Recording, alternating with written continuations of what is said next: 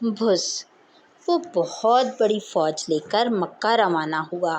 دادا جان نے کہا، کون بہت بڑی فوج لے کر روانہ ہوا؟ حمزہ، جو آج کہانی سننے دیر سے پہنچا تھا اور کمرے میں داخل ہوتے ہوئے دادا جان کا صرف یہی جملہ سن پایا تھا، تجسس سے پوچھتے ہوئے دادا جان کے قریب آ بیٹھا۔ بیٹو، تم پہلے کہاں تھے؟ ابھی آتے ہی پوچھنے لگے ہو؟ حذیفہ نے برا سا منہ بنا کر کہا، جو بڑے غور سے سن رہا تھا۔ اس کی کہانی کا مزہ کرکرا ہو گیا تھا۔ دادا جان، آپ یہیں سے شروع کریں۔ یہ پہلے کیوں نہیں آیا؟ اسے ہر وقت کھانے کی فکر لگی رہتی ہے، پیٹو کہیں کا۔ حذیفہ نہیں چاہتا تھا کہ کہانی دوبارہ شروع کی جائے۔ وہ کہانی کا تسلسل ٹوٹنے پر برے برے منہ بنا رہا تھا۔ دادا جان، غلطی ہو گئی، آئندہ تاخیر نہیں کروں گا۔ حمزہ فرحان نے اپنی غلطی تسلیم کرتے ہوئے معصومانہ صورت بنائی تو دادا جان مسکرا دیے۔ شاباش بیٹا، اپنی غلطی ہو تو فوراً مان لینی چاہیے۔ اور بیٹا حذیفہ، چلو کوئی بات نہیں، کہانی دوبارہ سے شروع کر دیتے ہیں۔ حمزہ آپ کا چھوٹا بھائی ہے، چھوٹوں سے محبت والا معاملہ کرنا چاہیے۔ دادا جان نے سمجھانے والے انداز میں اس کی طرف دیکھا۔ جی ٹھیک ہے دادا جان، کہانی دوبارہ سنائیے، حذیفہ نے بات مانتے ہوئے کہا۔ حمزہ بیٹا، تو میں سنا رہا تھا کہ آج سے تقریباً 1500 سال پہلے کی بات ہے، جب آپ صلی اللہ علیہ وسلم دنیا میں تشریف نہیں لائے تھے۔ اس واقعے کے 40 سال بعد آپ پیدا ہوئے۔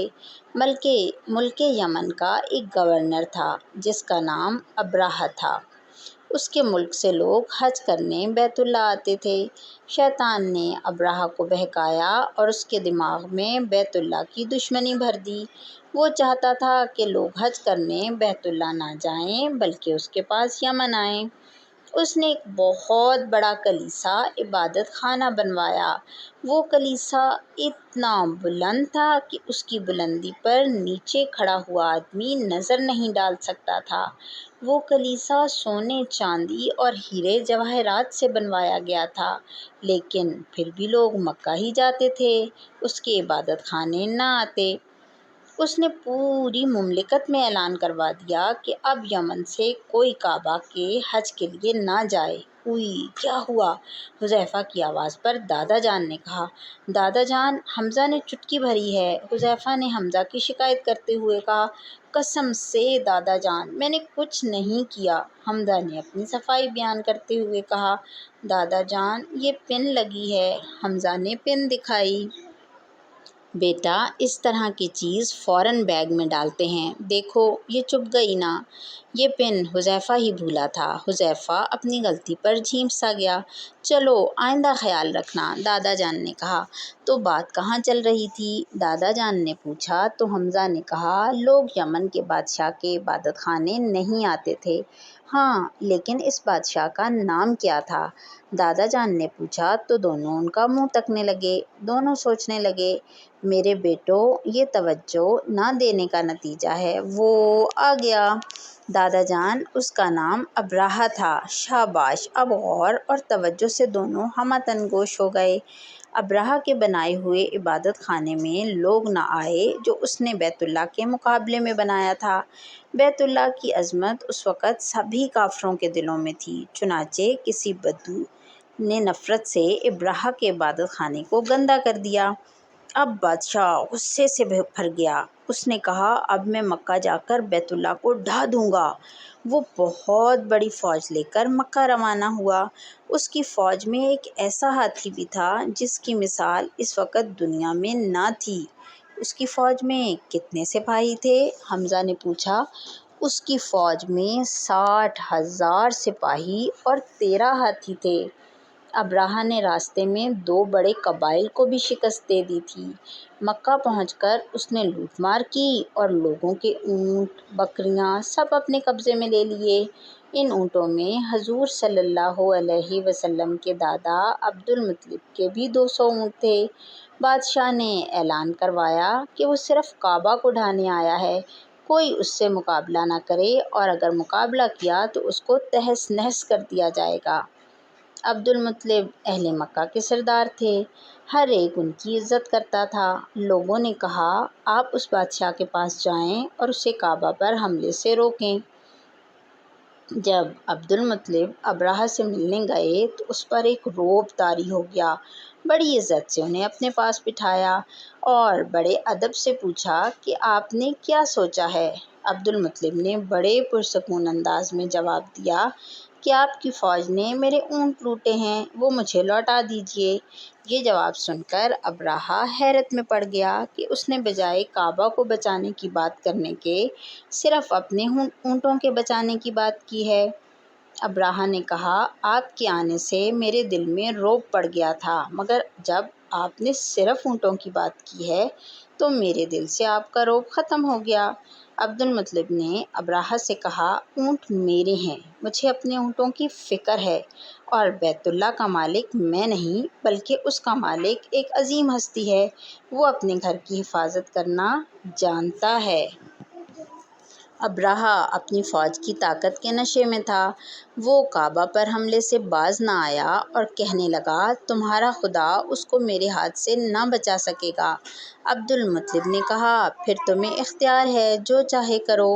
عبد المطلب نے واپس آ کر اہل مکہ کو جمع کیا اور کہا کہ ہم ابرہہ کی فوج کا مقابلہ نہیں کر سکتے، اس لیے بہتر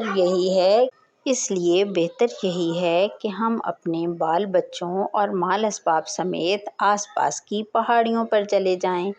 دادا جان نے ذرا توقف کیا۔ جوں جوں کہانی نقطۂ عروج پر جا رہی تھی، بچوں کے چہروں پر سنجیدگی بڑھتی جا رہی تھی۔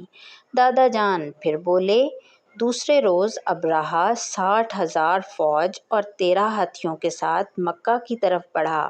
ابرہہ سب سے آگے تھا۔ جیسے ہی اس کا ہاتھی مکہ کی حدود میں داخل ہوا تو اس کا ہاتھی بیٹھ گیا۔ محافظوں نے پہلے کوشش کی کہ از خود اٹھ جائے، مگر وہ نہیں اٹھا، اور پھر اس ہاتھی کو اتنا مارا کہ وہ زخمی ہو گیا۔ اس کی ناک میں آنکڑا لوہے کا ڈال دیا، مگر اپنی جگہ سے نہ اٹھا۔ اگر محافظ ان ہاتھیوں کا رخ کسی اور طرف موڑتے تو وہ اٹھ کھڑے ہوتے اور بھاگنے لگتے، اور جوں ہی ان کا رخ مکے کی جانب پھیرا جاتا وہ بیٹھ جاتے۔ ابرہہ تنگ آ گیا، اس کی فوج پریشان ہو گئی، مگر پھر بھی اسے عقل نہ آئی۔ اچانک آسمان پر چاروں طرف سے پرندوں کے جھنڈ آنا شروع ہو گئے۔ بہت سارے چھوٹے چھوٹے پرندوں نے ان پر حملہ کر دیا، اور حملہ بھی توپوں بمباری سے نہیں بلکہ ان کی چونچ میں چھوٹے چھوٹے کنکر تھے جسے وہ اوپر سے پھینکتے۔ وہ کنکر کیا تھے؟ ایٹم بم سے بھی زیادہ طاقتور تھے۔ جس ہاتھی یا جس سپاہی کو لگتا تو سر سے نکلتا ہوا پاؤں تک پہنچ جاتا۔ ان کے جسم سے پانی، خون پیپ بہنے لگتا، ہاتھ پاؤں کٹ کٹ کر گرنے لگتے، جسم سڑنے لگتا۔ اس کے ہاتھی بری طرح سے چنگھاڑتے اور گھوڑے ہنہناتے۔ ابرہہ کی فوج پر زبردست خوف اور دہشت طاری ہو گئی۔ ان کے جسم کٹ کٹ کر ایسے ہو گئے جیسے جانوروں کا کھایا ہوا بھس۔ ابرہہ کی فوج تباہ و برباد ہو گئی، خود ابرہہ کا جسم بھی ٹکڑے ٹکڑے ہو گیا۔ ابرہہ کے ہاتھی محمود کے 2 ہاتھیوان یہیں مکہ مکرمہ میں رہ گئے، مگر اس طرح کہ دونوں اندھے اور اپاہج ہو گئے۔ یہ سزا اللہ تعالیٰ نے انہیں دنیا میں ہی دے دی۔ اللہ تعالیٰ نے اپنے گھر کی حفاظت کر کے دکھائی جو ہر ایک پر غالب ہے۔ حمزہ اور حذیفہ ٹکٹکی باندھے بڑے غور سے سن رہے تھے۔ دادا جان، یہ واقعہ قرآن کریم میں آیا ہے؟ جی بیٹا۔ آپ نے سورہ فیل پڑھی ہے نا؟ جی جی، دونوں نے بیک وقت کہا۔ یہ واقعہ سورہ فیل میں بیان کیا گیا ہے۔ اللہ تعالیٰ کی بڑائی پر مشتمل کہانی سن کر دونوں اللہ اکبر کہتے ہوئے اپنے بستروں کی طرف بڑھ گئے۔